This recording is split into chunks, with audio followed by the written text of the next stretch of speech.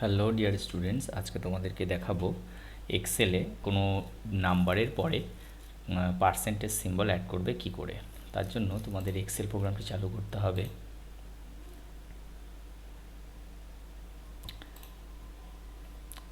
এরপর ধরা যাক সেলে আমি কিছুগুলো ভ্যালু দিয়ে দিচ্ছি।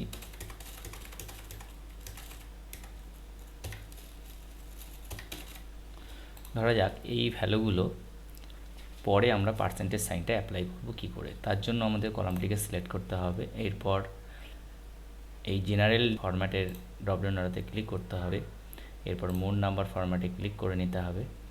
এরপর কাস্টমাইজ অপশানে ক্লিক করে 0 সিলেক্ট করতে হবে। এরপর 0-র পরে কার্সারটি প্লেস করে ব্যাকস্ল্যাশ দিয়ে পার্সেন্টেজ সাইনটা দিতে হবে। এরপর ওকে বাটনটিতে প্রেস করলে আমাদের প্রত্যেকটি সংখ্যার পরে কিন্তু পার্সেন্টেজ অ্যাড হয়ে যাবে বা পার্সেন্টেজ সিম্বলটি অ্যাড হয়ে যাবে। Thank you.